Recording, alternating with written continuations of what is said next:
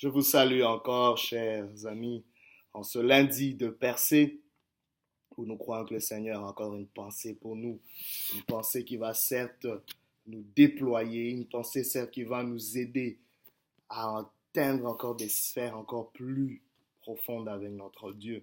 Pour ce, nous allons lire un texte dans l'Évangile selon Jean, chapitre 5, versets 1 à 9. La Bible dit ceci. Après cela, il eut une fête des Juifs, et Jésus monta à Jérusalem. Or, à Jérusalem, près de la porte des brebis, il y a une piscine qui s'appelle en hébreu Bethesda, et qui a 5 portiques. Sous ces portiques étaient couchés en grand nombre des malades, des aveugles, des boiteux, des paralytiques qui attendaient le mouvement de l'eau.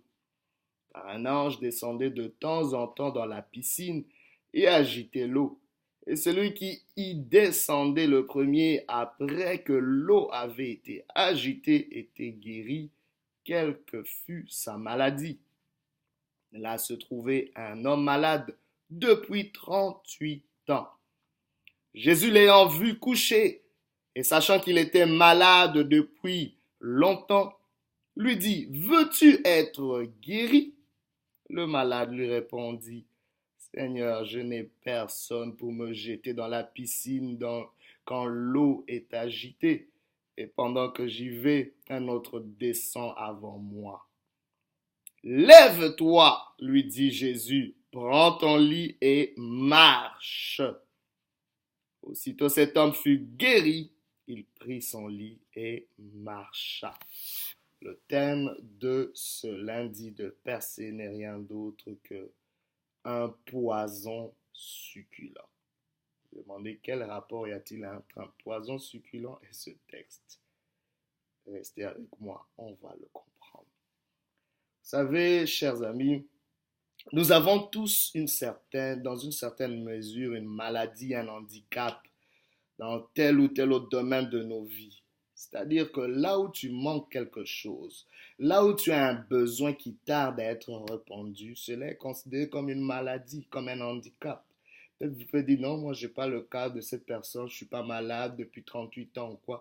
Mais non, quand tu as un besoin irrésolu, quelque chose qui tarde à trouver une solution, quelque chose qui te dérange, un besoin récurrent, chronique, ou que sais-je, dans ta famille, ou peut-être qui touche quelqu'un dans ton entourage, quelqu'un qui t'est cher, bien-aimé, c'est un handicap, c'est une maladie. On peut avoir un handicap, cependant, sans être handicapé. Très important. On peut avoir un handicap sans être handicapé. Il y a une nuance entre avoir un handicap et être handicapé. Pourquoi? Parce que tant aussi longtemps qu'on est utile à quelque chose ou à quelqu'un, nous ne sommes pas handicapés.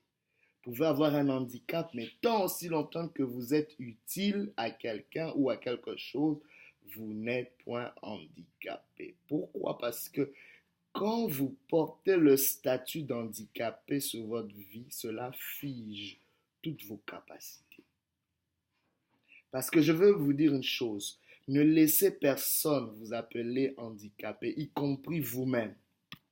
Tant aussi longtemps que vous êtes utile, que vous pouvez être utile à quelqu'un ou à quelque chose. Parce que Dieu ne peut pas créer quelque chose ou quelqu'un sans utilité. C'est aberrant. Même la petite fourmi a une utilité dans l'écosystème. Même la fleur, je ne sais pas, la rose ou que sais-je, a une utilité. Même ces choses que vous trouvez banales ou qui vivent juste pendant 24 heures. Les mouches ne vivent pas plus de 48 heures, mais elles ont une utilité aussi. Même si elles nous embêtent. Chaque chose a une utilité. Ainsi, tu ne peux pas t'appeler handicapé. Mais regardez la situation de cet individu pendant 38 ans dans la maladie, dans l'handicap. Mais ce qui est tragique, cet homme se voyait comme un handicapé. C'est pour ça que sa situation a perduré.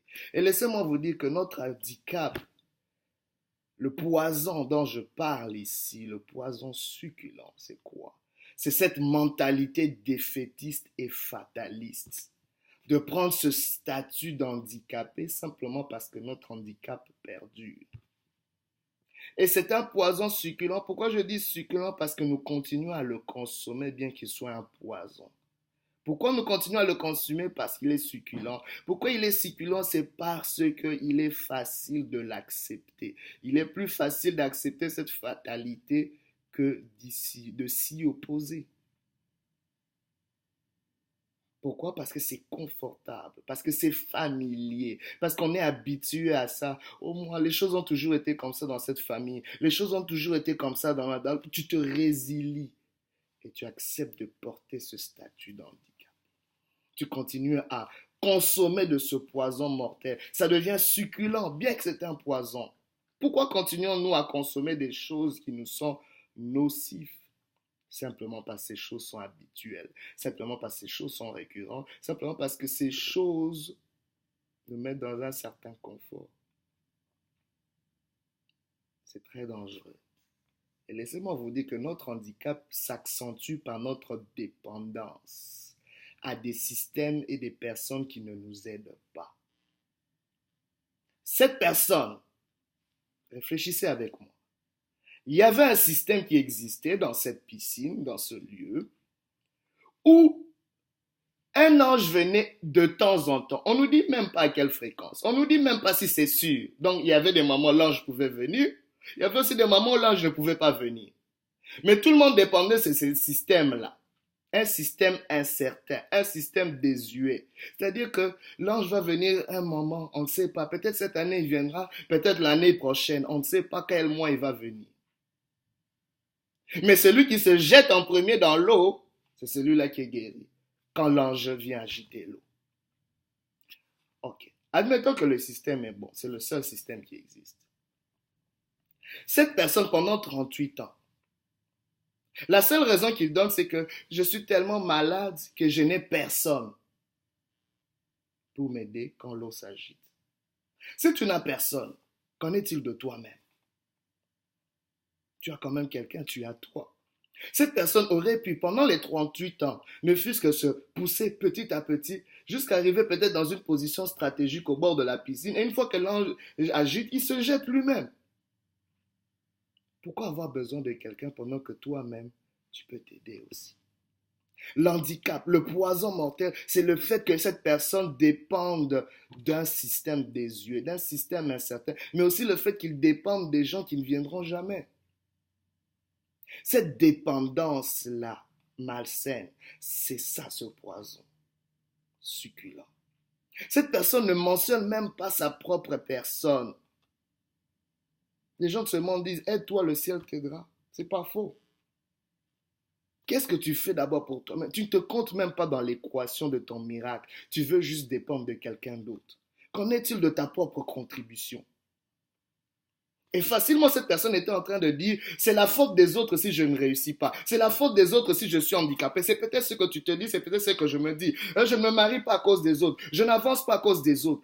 Est-ce que dans ta vie, tu n'as rien d'autre à faire que d'être policier sur la vie des gens, sur ce que les gens font ou ne font pas dans ta vie? Et qu'en est-il de toi-même? Cessons de consommer ce poison succulent. Cessons de le consommer, je vous le dis. Cette dépendance malsaine n'est pas bon. Dieu ne t'a pas créé pour être dépendant des gens. Il t'a créé pour être interdépendant. Dieu te voit dans l'interdépendance, non dans une dépendance totale. Même un enfant ne sera pas éternellement dépendant. On est dépendant quand on est immature. Mais une fois qu'on grandit, une fois qu'on prend de l'âge, on devient indépendant. Et à un certain moment, on ne peut plus non plus juste fonctionner dans l'indépendance, mais on doit fonctionner dans l'interdépendance. C'est comme ça que nous avançons dans la vie. La dépendance totale au-delà de ta croissance, de ton état, amènera une forme d'esclavage, de servitude. Mais l'interdépendance amènera le respect mutuel et amènera la liberté. Vous le voyez même au niveau des nations. Les nations qui sont dépendantes des autres n'obtiennent aucun respect et deviennent esclaves même. Vous le voyez, les nations qui ont les mêmes capacités militaires et économiques ont un respect beaucoup plus profond entre les deux, même s'ils ne s'aiment pas. Parce que l'autre sait que cette personne a aussi cette nation a aussi quelque chose à apporter. Je ne peux pas m'amuser. Je ne peux pas le traiter n'importe comment. C'est important. Cette personne qui était malade pendant 38 ans devait voir aussi qu'est-ce qu'elle a apporté aussi. Au lieu de dire juste à Jésus, je n'ai personne, elle aurait pu dire, j'ai moi.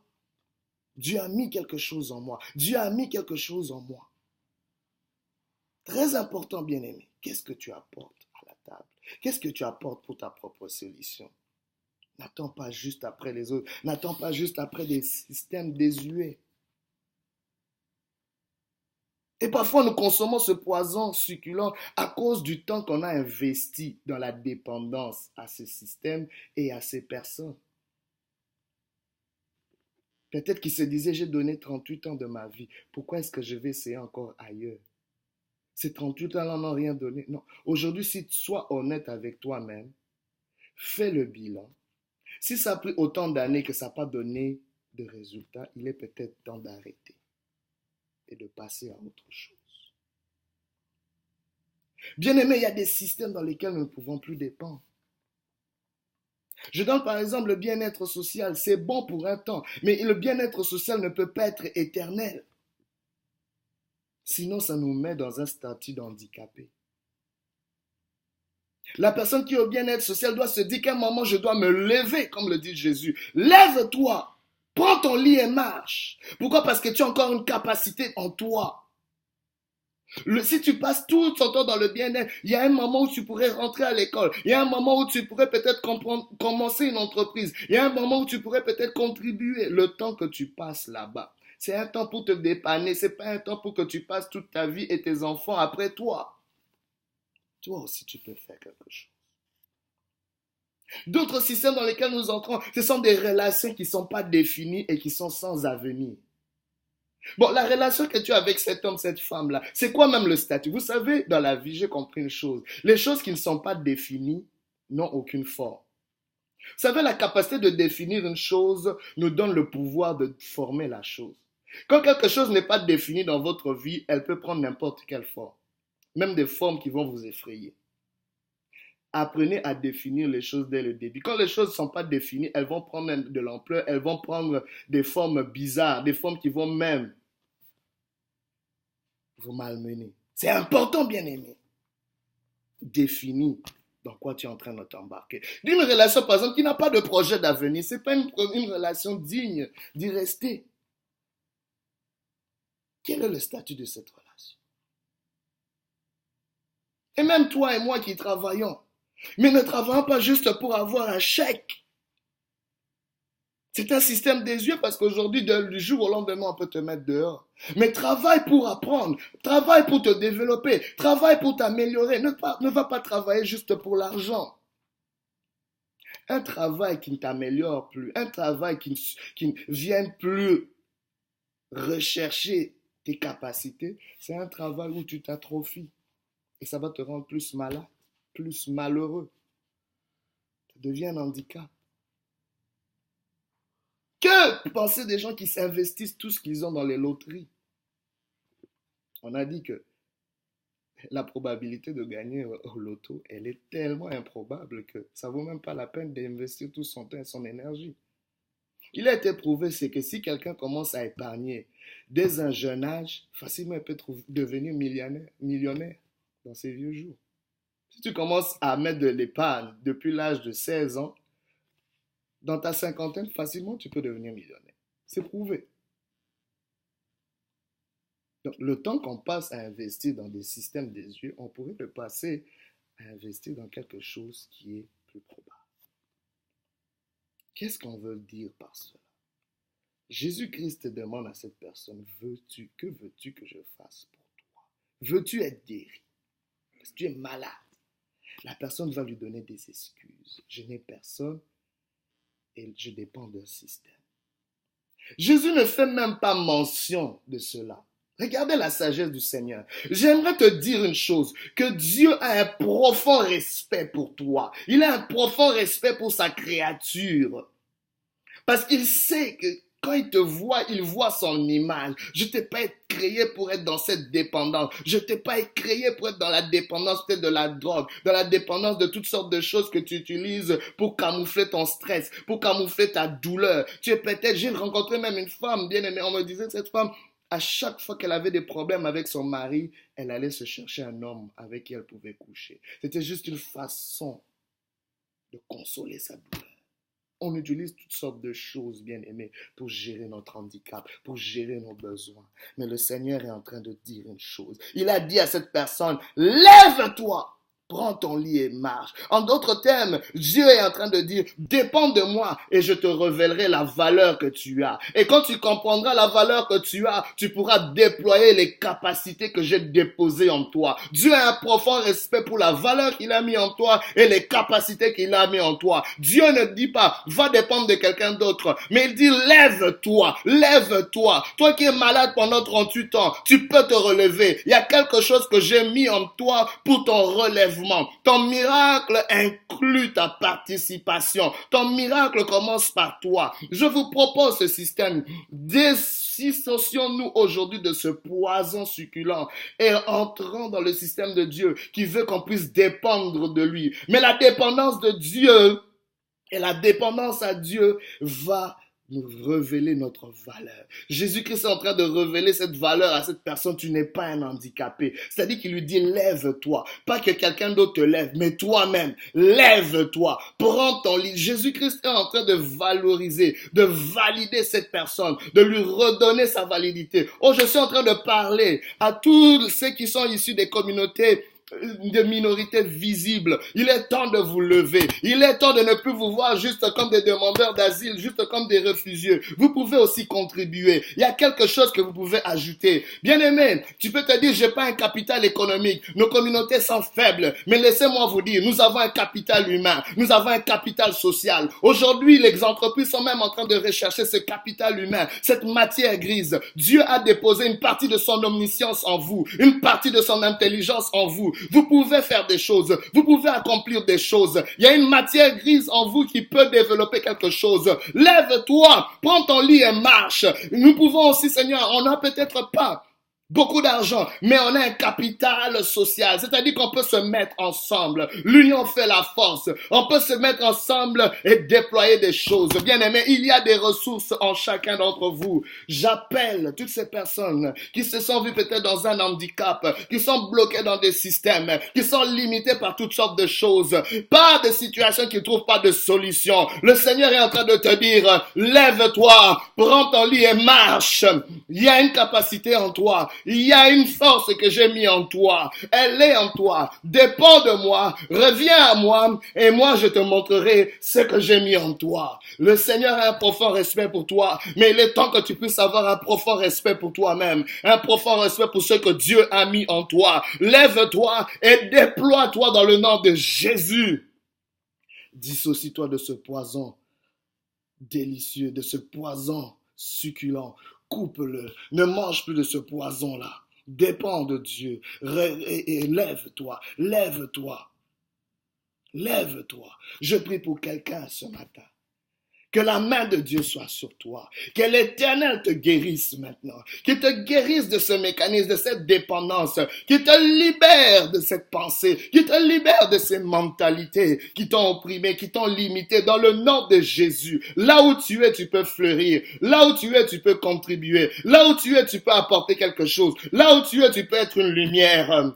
Je déclare que ceux qui te poursuivaient soient poursuivis maintenant. Je déclare que les jours de cet état, de cet handicap, puissent s'arrêter dans le nom de Jésus. Je viens annoncer maintenant l'incarcération de toutes ces limites, de tous ces handicaps dans ta vie. Dans le nom de Jésus, que la main de Dieu soit sur toi, que la paix de Dieu soit sur toi et que tu puisses consommer maintenant la pensée qui va nourrir tes percées dans le nom puissant de Jésus. Que Dieu vous bénisse.